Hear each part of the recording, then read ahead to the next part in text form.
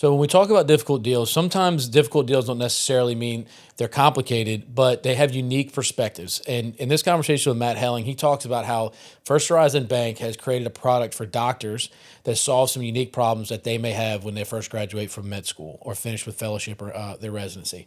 So if you're interested in learning more about that product for First Horizon Bank and hearing what Matt Helling has to say about it, check out this conversation with Matt on the banking product for doctors. So let's transition. Me and Courtney really love talking about difficult deals, and everybody has a different perspective. We've had people that have focused on the insurance world, the market that we're in, and people have talked about a specific type of deals. And lately we've had people talk about broad real estate in general, but I'm excited to talk about the medical loan products that y'all have. And while it's not necessarily a difficult deal, it's a perspective that not a ton of people can offer. And I think it solves a lot of problems for the medical community in town. Let's address what that problem is. So before we talk about the actual loan product and stuff like that, why does it exist? What's the problem that doctors and the medical professions, like what are they, I guess, what's the original issue that caused this to need to come about? So the issue is they've spent their adult life until they're 35. Yeah, 8 to 10 years or whatever it is. I don't know, something like that. In training. So, if you count pre-med, you have 4 years of med school, 4 years of residency, 4 to 5 years of residency, another year or two of fellowship in some cases. Yeah, so my numbers may be off. So yeah, more. So it can be, pushing 2 decades of training. And so you go from having a pretty modest income and lifestyle and debt, and then all of a sudden, like your income skyrockets. Mm-hmm. But you haven't had the time to build the nest egg that you need for a down payment. And so what we'll do is we'll allow people to borrow 100% up to $1.5 million. Mm-hmm. Wow. Okay, so the issue is because they were in school for so long and they probably have debt, student loan debt, but they haven't had a lot of discretionary income. Correct. For like the down payment. But then now, because they're a doctor, because their income's high, they're like, hey, well, I don't want to go into like a $150,000 starter home. Mm-hmm. They're like, hey, I'd like, okay, so that makes sense. Keep going. Exactly. No, and so if, for instance, if you're a neurosurgery fellow, you make $70,000 and then you finish neurosurgery fellowship and you could have a contract with a hospital making $800,000 a year. And if you have a spouse who works, you have,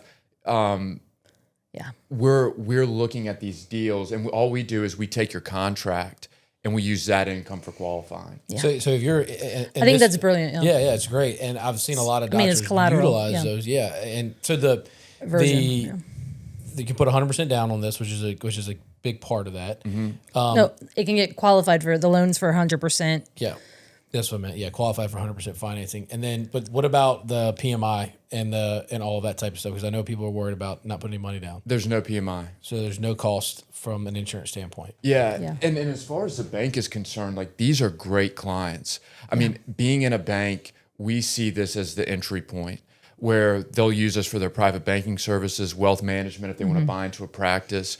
Yeah. We want them to come to First Horizon for all of their financial needs. And so I think that's smart. Yeah. It's seen that I sell a lot of properties on seller financing. And when I look at some people who you want to look at the person, like, yes, look at the numbers, but then you want to look at the actual, who's your ideal client and why do you want them? And so I think this is like a brilliant to speak to the philosophy of it. Why do we want them? Absolutely. And I'd be honest, I love renting to like doctors and stuff like that because like they're never there, they're never in the house, things like that. And yeah, I understand. And as people, I mean, you know this well. Mm-hmm. Like they have a truly difficult job. Like I might think my job is hard, but like it pales in comparison. Yeah, there's actual life and death. Yeah. Like I mean, high stakes, high stress, lots of red tape. Mm-hmm. If I'm not mistaken, I think it's one of the professions where if they were to have financial issues, that might overlap into their job too, though. Like a bankruptcy or some sort of issue on credit or some delinquency that it might affect their ability to get a job. I think that's the case, but not as much as like a CPA or a banker or something like that. 'Cause you're not dealing with money as much. But I can tell you, we've done a couple closings for guys and girls that are in the ER doctors, and they are in a stressful situation, and they're dealing with people who are very sick. I have a friend that is an oral surgeon, and the time and energy that they put into their residency and their fellowship, it really, like, they put in that work to earn that contract, and they're making a lot of money, and they are great clients to have because they come back for more stuff, and they usually are buying businesses like you said. So it is a plug and play for a law firm to deal with those people, but similarly for you as a banker to be able to offer other services to them. Yeah. And I mean, I see this as a relationship business. Yeah. And they have been like by far some of the best relationships I've had. Yeah. I mean, a client of mine also helped get my grandmother into a skilled nursing facility and is taking care of her. Like, he's been amazing. At an ENT, my son was having serious issues. She was amazing. Like, this is all just from being in this sphere. And I could not pass an open book chemistry test or biology test. Like, I have such admiration for like what they do. Yeah. Like how technical it is, but how personal it is at the same time. It's just what they do to me is miraculous. So I'm just grateful that I can be a part of this like little piece of Well, and having the right team around you and building a relationship within your community is huge. Because I mean, the work coming on the back end doesn't come unless you build a relationship with these people to help them. Because I mean, at the end of the day, by choosing them as your service provider puts more money in their pocket, which is you adding value to them in that way. But you building a relationship outside of just doing their banking and helping them with their loan allows you to get more of that work on the back end. Y'all get, and it's a community, especially in the New Orleans market, small enough to where people know each other, especially when you make a name for yourself. And so I'm sure that they're now spreading the word to their doctors and friends that are moving into town that are getting contracts that they should call First Horizon to do that, because that's just how the relationship world works in general. I love that. Yep. Yeah, I always say New Orleans is a well-known small town. But then also, so I have some family who are in the medical field that's a lot of their social sphere is because they're such long hours and, let's say it like trauma bonding in their situations. But I know a lot of people in the medical field spend time with others, like, because they don't have a lot of extra time to have like, crazy hobbies or whatever. But so a lot of times they're spending time among their friends. And so I think it's very, I love what they do for the community. Like every community we need, like our backbone is supported by like the medical profession. Right. And so I love that. And I love how you guys are catering to them in the sense of like, hey, we see that you have this problem. We're here to help. Yeah. And we're gonna build something to help you overcome that. I want to talk about the technical side of the product too. So it's a medical loan, doctor loan, but who qualifies for this loan? MDs and DOs. Gotcha. And DOs. There are a few other specialties that qualify as well, but it's primarily MDs. And what is a DO? Dentist office? You said MD and DO? I forget the acronyms escaping me. Is that a dentist? Can we cut this? Yeah. It's No, not a you're dentist. you're good. Dentist is DDS. Yeah, that's what I thought. I never heard of DO. And so the product is at a fixed 30-year mortgage and with no PMI. We said that earlier, but it's a fixed 30-year deal. So we have a 30-year fixed. We have a 10-year, 7-year, 5-year adjustable rate mortgage. And it's great because let's just take the 5-year adjustable rate, for example. It's a 30-year term, so your loan payment looks the same as if you had a 30-year fixed. But the rate is only fixed for 5 years. And after year 5, the rate can adjust. There's no balloon. So folks who are in residency in Shreveport and they know that their plan is to do fellowship in New because Orleans they may not stay here for a long time. Yeah.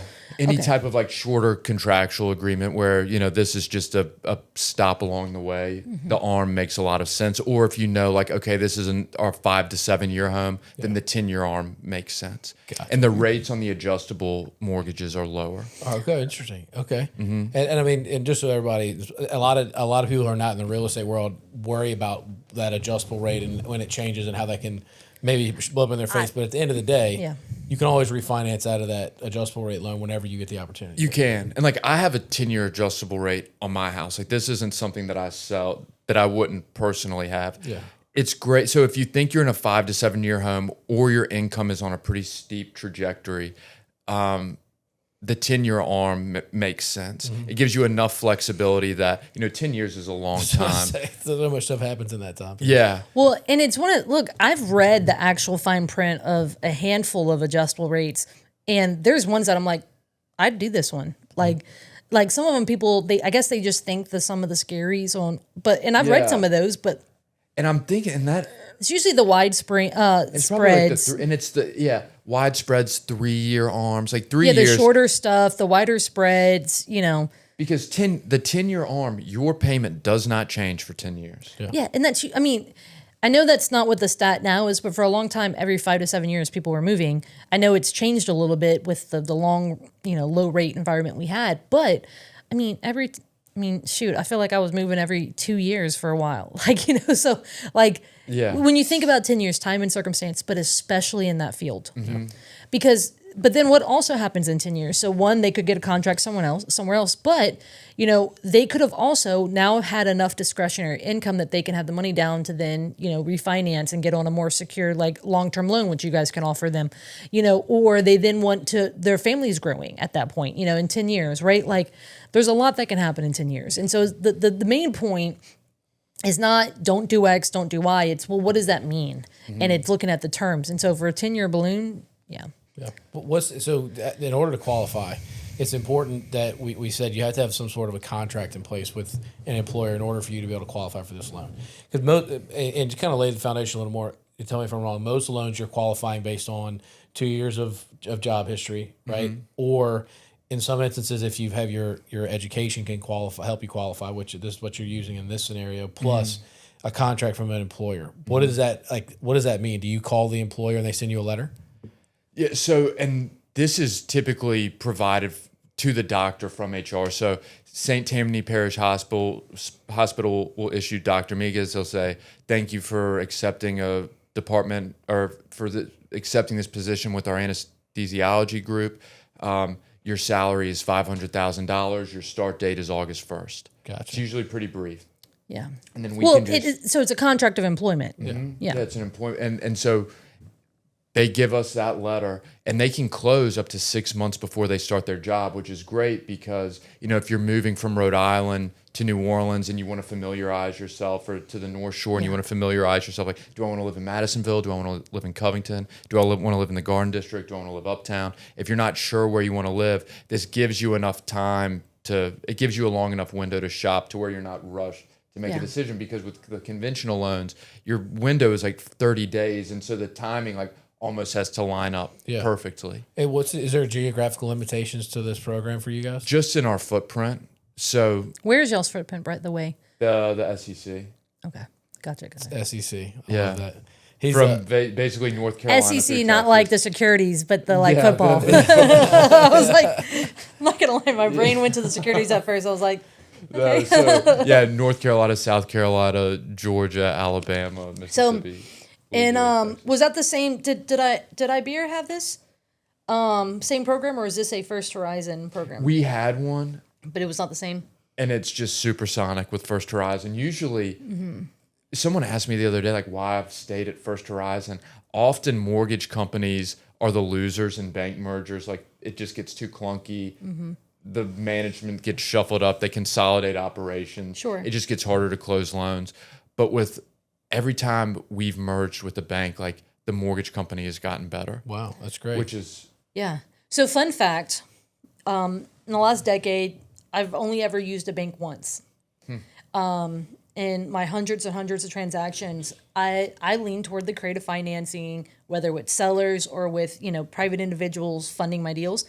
But only once did I use a bank loan, and it was with Iberia when I had a home equity line of credit. It was my second deal ever. My first deal I bought, with some cash, and then I got a home equity line of credit on it from Iberia, and I used it for 3 or 4 deals, but that is my claim to fame with bankers is I used one bank loan. It was a HELOC, so not really a normal product. Everyone should have one. Yeah. Anyway, so it was But that was my one experience. That's great. That's Yeah. awesome. Yeah. Who was your baker?